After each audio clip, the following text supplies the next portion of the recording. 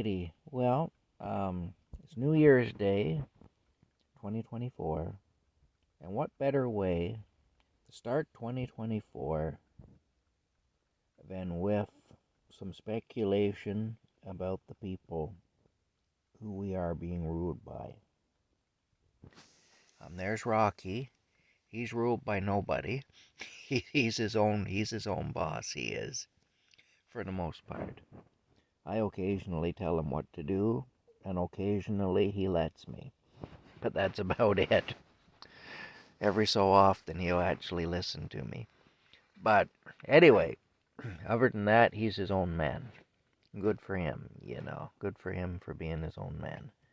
Anyway, getting back to our rulers.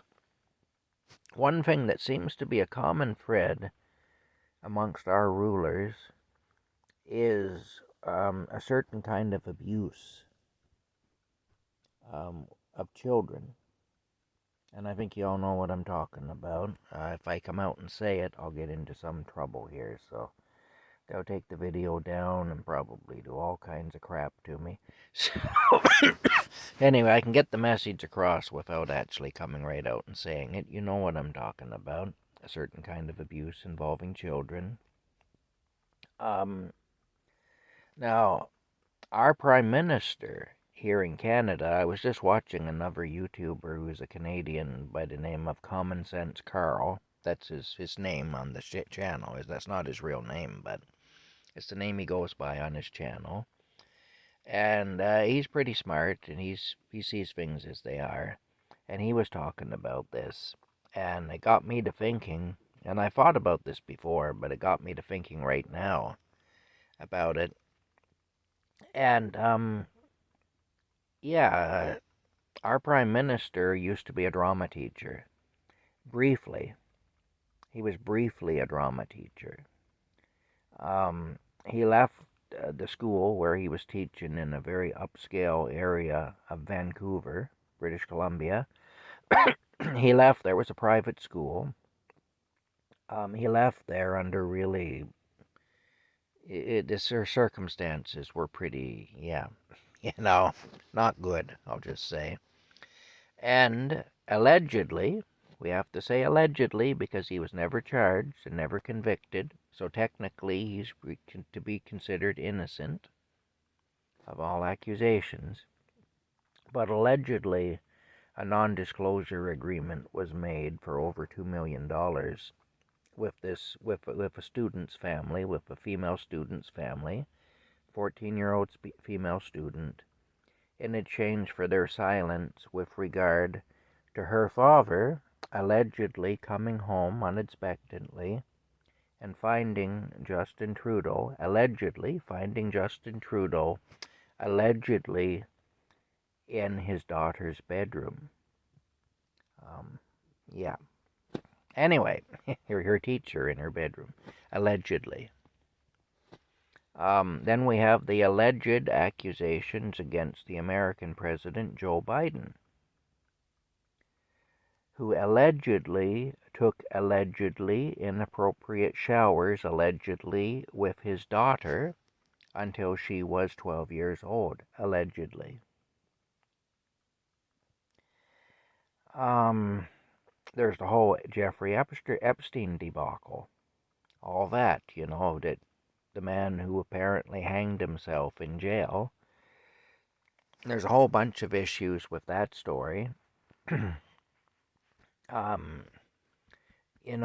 one thing, the count is taken every hour in a jail. That's standard procedure. And the count has to be sent down to a central control area from each unit of the jail.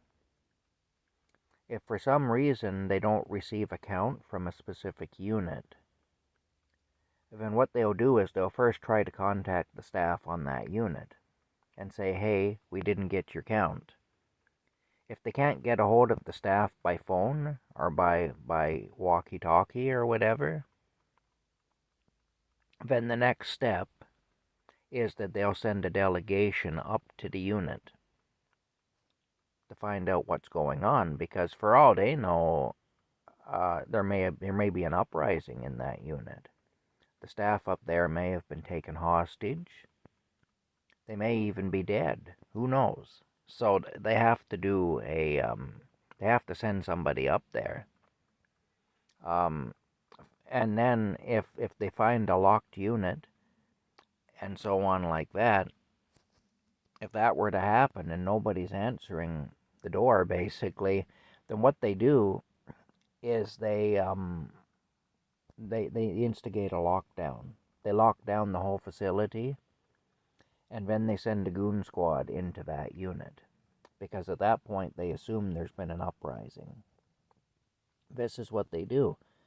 Now you get into a situation where all the cameras in an area of a unit have simultaneously failed for some reason, and the head count hasn't come down when it was supposed to, and they're unable to raise the staff on that unit on the telephone or by any other means of communication, and so on like that.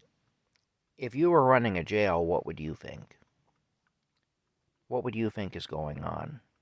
Because I can tell you what I would think is that there's an uprising in that part of the jail, and I would act accordingly. I would act as if there were an uprising, even though I wouldn't know for certain there was. I would start instigating the procedures that you go through for an uprising. And I would treat it as an uprising until I found out otherwise, until I was satisfied that there was some other explanation for it. After going through the proper steps, where I could reasonably make that judgment call that there has to be something going on there that isn't kosher, And here's the thing: they're saying, well, the cameras just shut down. We don't know why. The guards were asleep, so they didn't take the count, and on like that. That would never happen.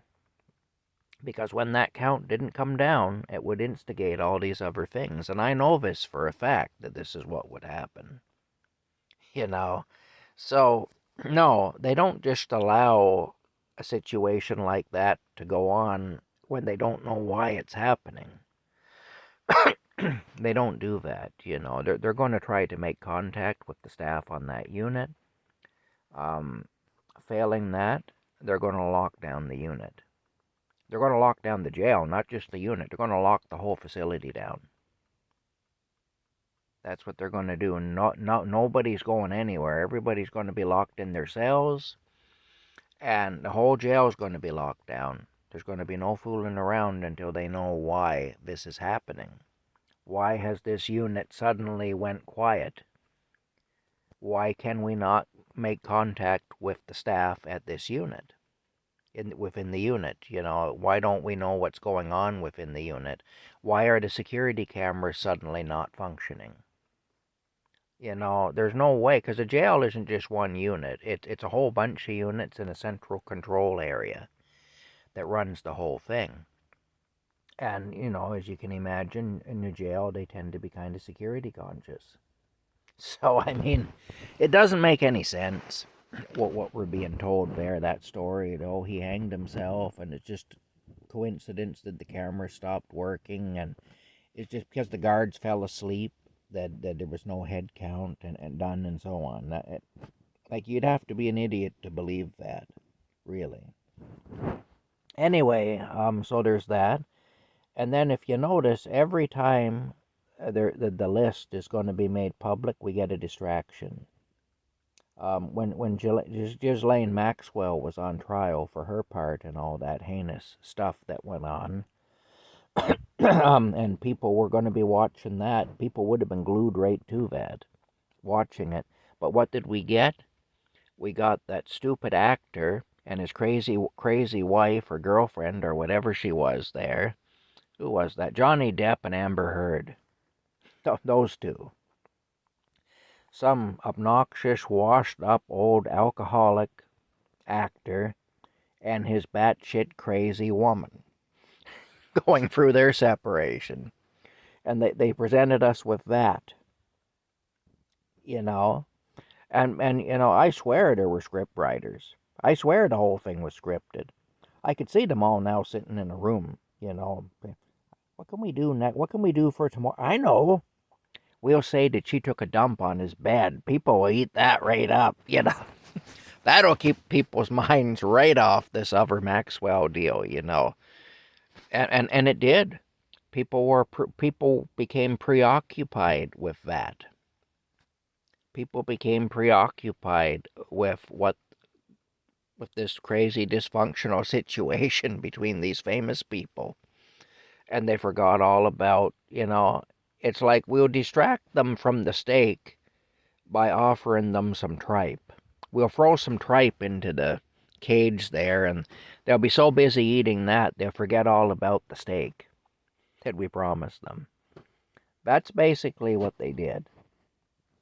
They threw the people some tripe, and the people ate it, and were grateful to get it. And they missed out completely on the real meal, on the real good deal, which would have been finding out what exactly went on that island, and who was involved, and how many politicians and actors and captains of industry were mixed up in it, and what all went on there. And that's kind of important, because do we really want to be ruled over? I don't really want to be ruled over by anybody. I'm like Rocky that way. I don't want anybody ruling over me, really. I'm kind of a rebellious guy, I guess. But I acknowledge that there has to be some government and some authority, because otherwise we'd have total mayhem. But I definitely don't want to be ruled over by a bunch of people who are doing those sorts of things with children. I don't want to be. I don't want those people telling me anything. If you're that way, go away. Just go off somewhere and, I don't know, die or something. I don't care. But leave me be. Don't think you're going to rule and regulate my life while you're doing those kinds of things. And I think it's important that we know who these people are and what they're doing, and that they're held to account.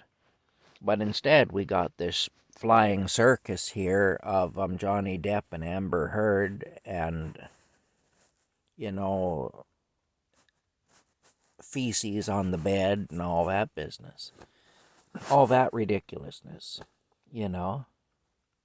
like and people fell for it hook, line, and sinker. Then of course there's all the things that we're hearing about rings of people involved in this stuff, and about the elites, and about Satan worship and all sorts of things, which of course there's a lot of circumstantial evidence of all that. I don't think it's ever been fully substantiated, and I doubt it ever will be. Now, whether it won't be because it just isn't true, or whether it won't be because it's just very well hidden, and any time the people get close to figuring it out or to finding out, they throw us a load of tripe to keep us busy, basically. Or they get some sort of a thing going there where we'll turn against each other and we'll start fighting each other rather than pushing to find out what's really going on. I just don't know. I don't.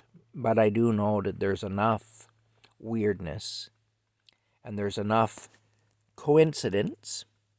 I'm putting it in quotes. I'm holding the phone with my other hand, so I can only do one side of the quotes. But this is a quote. Coincidence.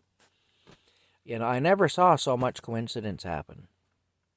I never saw the timing of things be the way it is in anything else in life.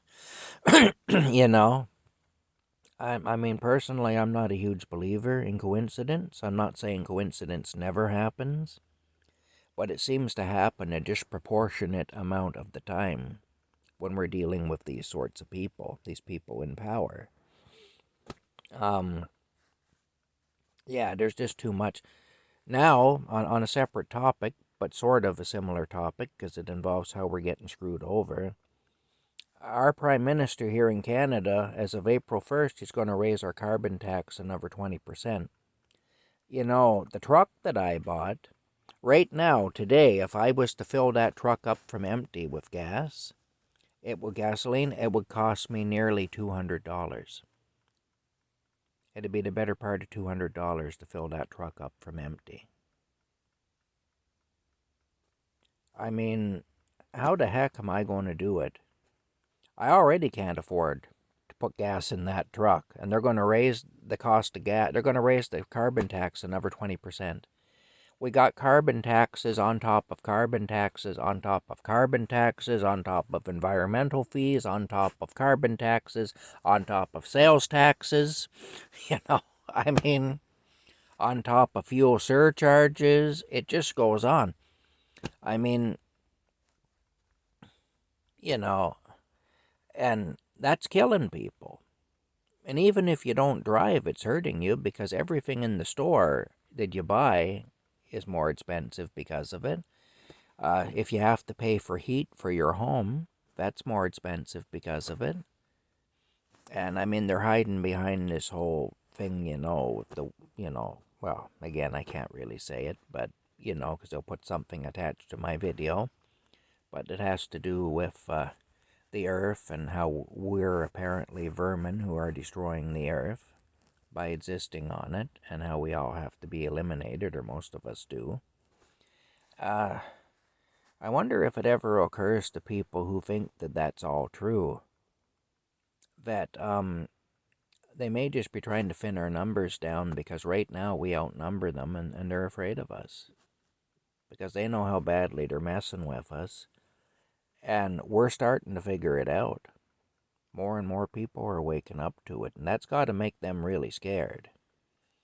I mean, if you find yourself in a room full of people, full of stupid people, you're the smartest person in the room, and you've been messing with those people for years, and you're there and you're in a room with a dozen people, and all of a sudden, a few of those people start to realize, they say, wait a minute, you've been messing with us. You've been doing bad things. We know you've been doing bad things. And then they start talking to the other people, and the other people start to say, well, I don't know. I think maybe you're crazy to think that.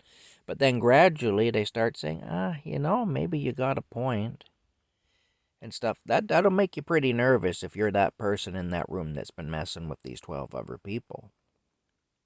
And you're in that room and you can't get out, and you've got 12 people there now who are starting to look at you and say, what have you been, a certain percentage of them are starting to say, like, what have you been doing? We're on to you now. We're figuring you out. And they're talking to the others, and the others are starting now to say, I don't know, but maybe, and that's got to make them people pretty nervous. They're thinning out our numbers is what they're doing. My great uncle, I had a great uncle who was in World War II, great Uncle Bill, and he didn't talk about the war very much, like a lot of them didn't. But him and my aunt kind of took my dad on as almost like the son they never had. And he used to go and spend the summer at their farm and whatnot when he was a child, and back in the 40s and 50s when he was young. And anytime he needed advice or anything, he oftentimes should go and see Uncle Bill and talk things over with him. He looked up to Uncle Bill. And my dad was one of the few people that Uncle Bill ever shared any of his war stories with. I'm sure there's a lot of stuff he never even told my dad, but he did share some of it with him anyway. And one thing my Uncle Bill had talked about was working as a guard for a time in a prisoner of war camp that was actually in an old prison that they had commandeered, and they were using it to keep prisoners of war. And what he said is they were vastly outnumbered by the prisoners they had, and the only reason they were able to maintain order and not to lose that facility is because they had the guns and the prisoners didn't. Otherwise, if those prisoners were to rise up, they could probably take the place, and they could probably kill all those guards too. They could probably disarm them all and make them the prisoners and kill them. And they knew that. They were conscious of that, and that made them nervous. And if they got a prisoner who was a real leader and who wouldn't give in, who wouldn't obey orders, and who was agitating amongst the other prisoners, trying to get an uprising going and stuff. They couldn't have that because that might be them that gets killed if there's an uprising. Or they might be taken prisoner themselves. So they would take that man out to the back there behind on the property, out into the woods, and they'd shoot him because they couldn't have that. Well, I think that's what's happening now. I think the elites, the top 1% or whatever, they're afraid of an uprising, and so they're trying to thin our numbers down as much as they can. Anyway, hardship is a great way to do it. Freeze the people to death, starve the people to death. We're seeing it now. Our prime minister keeps using the environment as an excuse. The thing about it, too, is the poorer people are, the harder people are on the environment. People who are prosperous and doing well tend to care about the environment more than poor people. Poor people who are like desperately poor. Because if you're desperately poor, your whole priority is going to be to survive, first and foremost. And if you have to do things that are damaging to the environment to survive, you're going to. That's the bottom line. But if you have some security behind you and some money behind you, well, and you're comfortable and so on, well, then you're in a better position to manage the environment better. And you're willing to make sacrifices to manage the environment when you're secure. Sacrifices to be good to the planet, basically. But if you're desperately poor, you're going to do whatever you got to do to get through the next 24 hours. And if you manage to get through the next 24 hours, you're going to do whatever you have to get through the next 24 hours. And, the planet be damned. Basically, you're going to do what you got to do to survive today. You don't care nearly as much about what impact you're having on the planet. It's people with resources who care about those things. People who are on the verge of dying any minute, they just care about raw survival. That's all. And they'll do what they have to do. And if it hurts the planet, well, too bad. So creating hardship and creating poverty is not a good way to be, to protect the environment, to protect the planet. In fact, it's counterproductive. And all you got to do is go to third world countries and see the pollution that exists in third world countries, and you'll realize that. Anyway, that's it for now. We'll talk to you all later. Hope you're having a good New Year's Day so far. Rocky and I have had a very quiet day.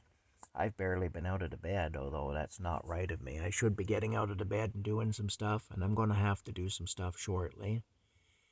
There he is. Isn't he wonderful? Isn't he a wonderful wee guy? Anyway, that's it for now. We'll talk to you later.